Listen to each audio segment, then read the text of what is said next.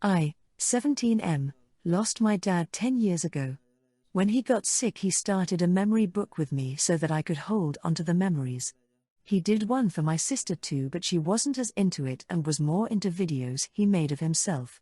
But for me, the memory book was everything, and after he died, I continued adding to it. Any memory I had of my dad or our family, I would add. Sometimes something came back when I found a random photo or something. Then I included memories with my sister after Dad. Sometimes I included some memories of Mom, but after Dad died, my relationship with her was harder. She thought we needed another dad, and because we said we didn't want another dad, she was angry with us a lot. She tried to rush a couple of relationships, but they failed when the guy realized he was not getting an insta-happy family. 5 years ago, my mom met her husband John, and they merged families. John was a single dad of 3 kids. Technically he has 4 kids, but one is not in his life.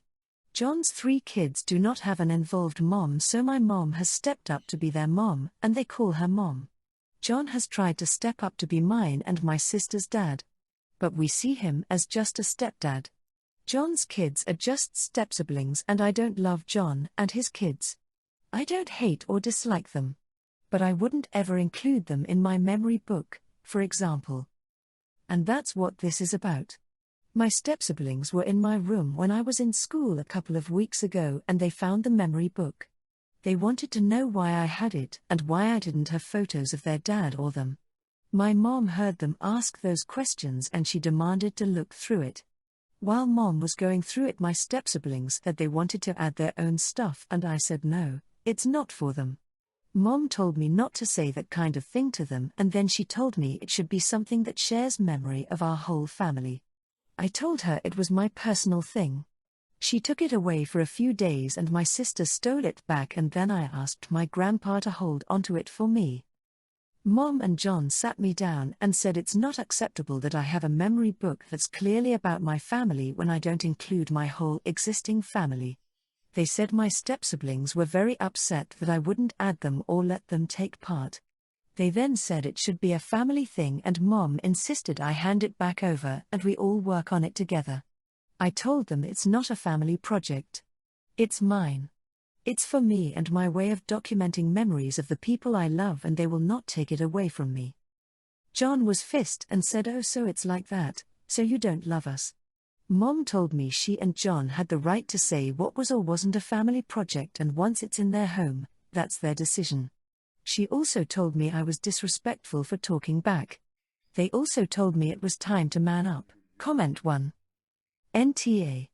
And ask both John and your mom whether they really want to teach you that your own feelings don't matter. You have to love anyone who demands it and is nice to you in exactly the way she wants you to.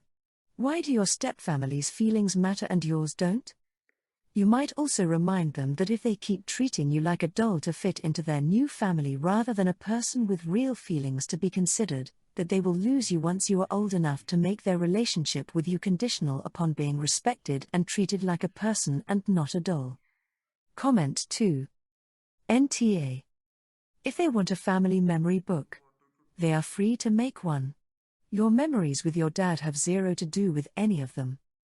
I'm glad your grandpa is able to keep it safe for you. Tell your mom's husband to keep his kids out of your room. They have no business pawing through your stuff. Comment 3. NTA. The memory book is for you and for your cherished memories. Your mom and stepdad are trying to dictate what you should cherish, and they simply can't do that.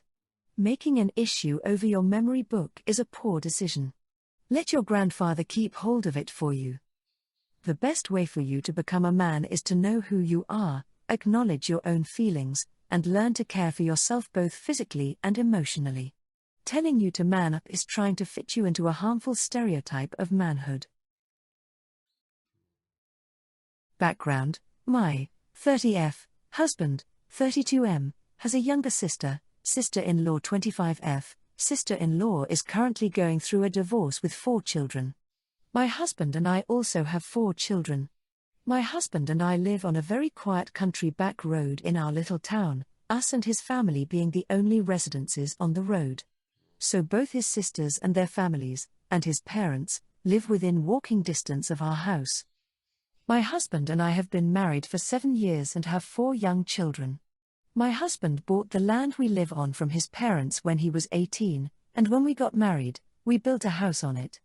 We designed our house with a big family in mind and designed it to be our forever home.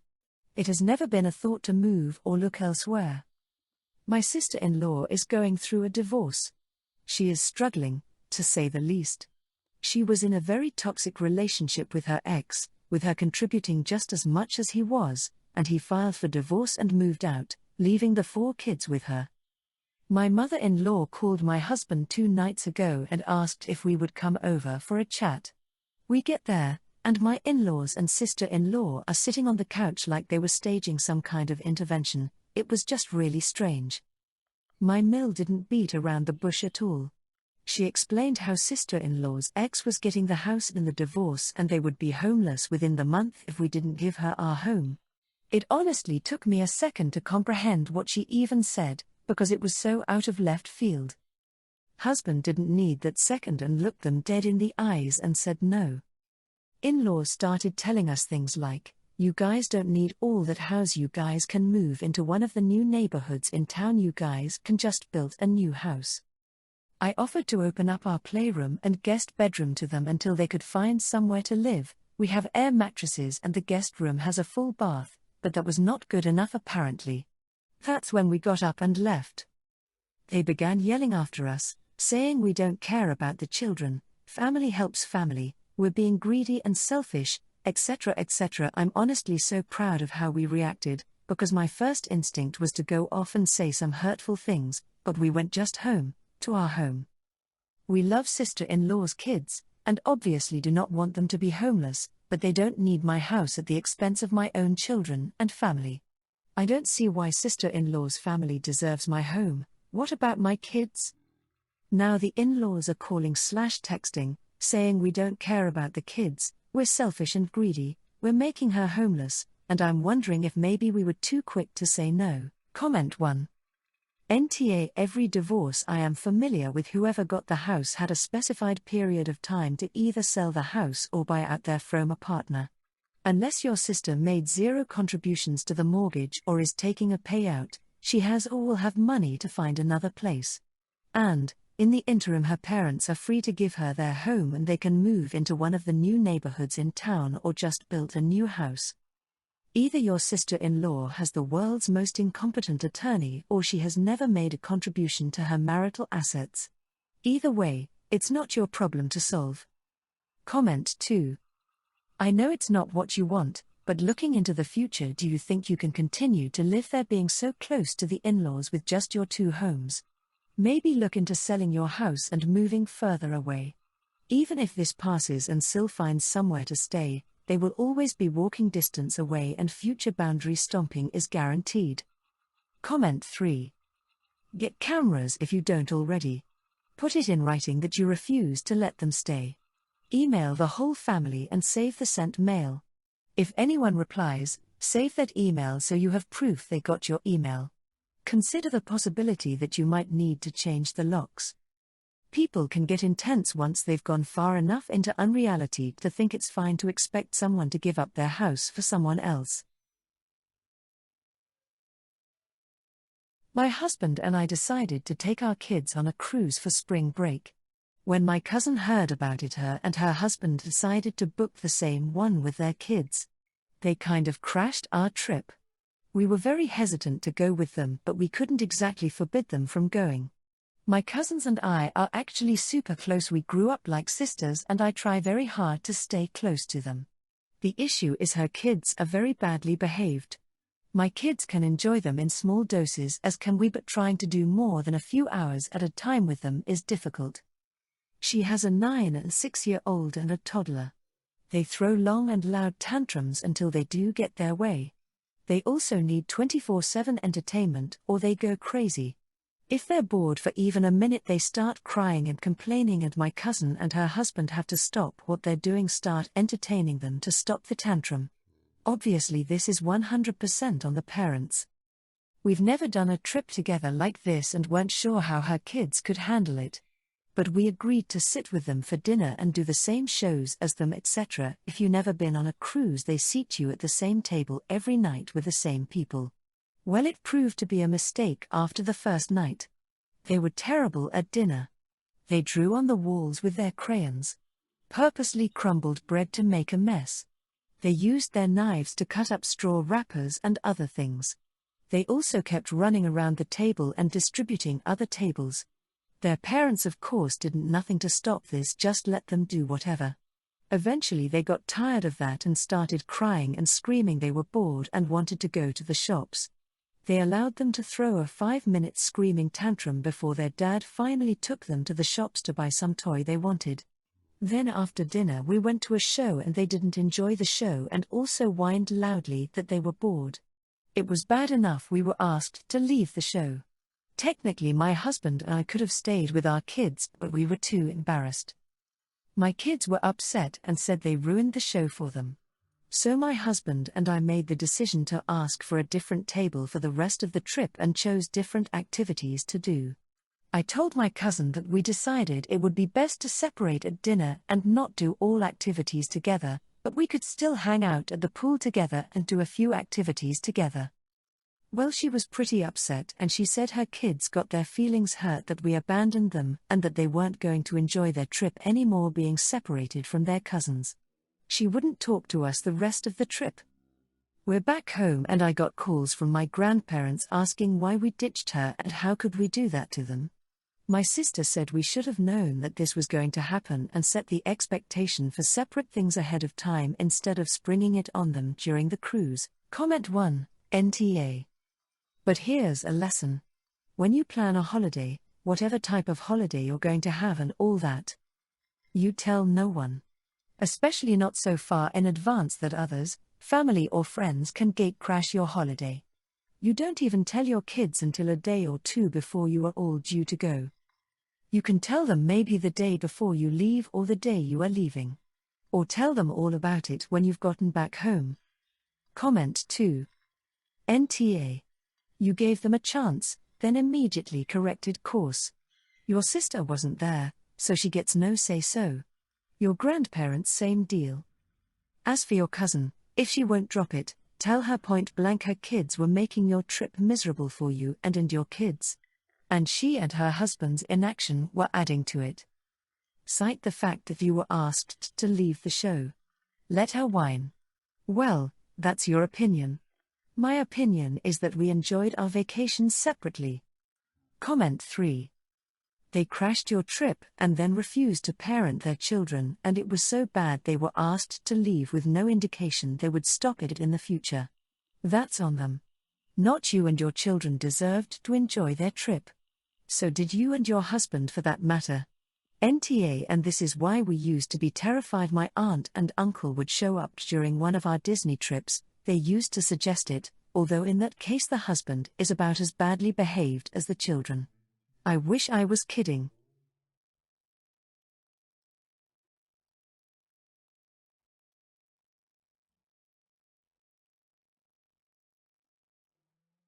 My wife and I have been married for 3 years and have generally kept our finances separate. We were both working when we got married, although I make significantly more. She stopped working when we had a kid, at which time I set up a joint account funded entirely by me for her to use for her expenses. We both owned homes prior to marriage and kept both. We've been living in my home. She didn't want to rent her home out and uses it more or less like a vacation property. We recently found a new home to buy together, but it would require at least one of the homes we own be sold in order to afford.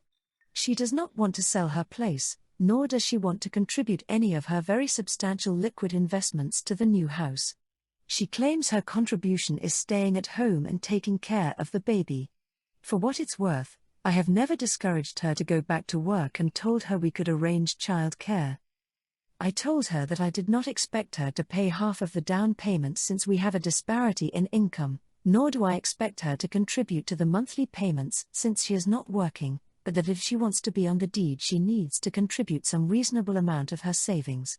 If she wants me to sell my premarital home and pay 100% of the down payment and all of the upkeep on the home while she sits on her cash mountain of investments and contributes zero, then the house needs to be in my name only.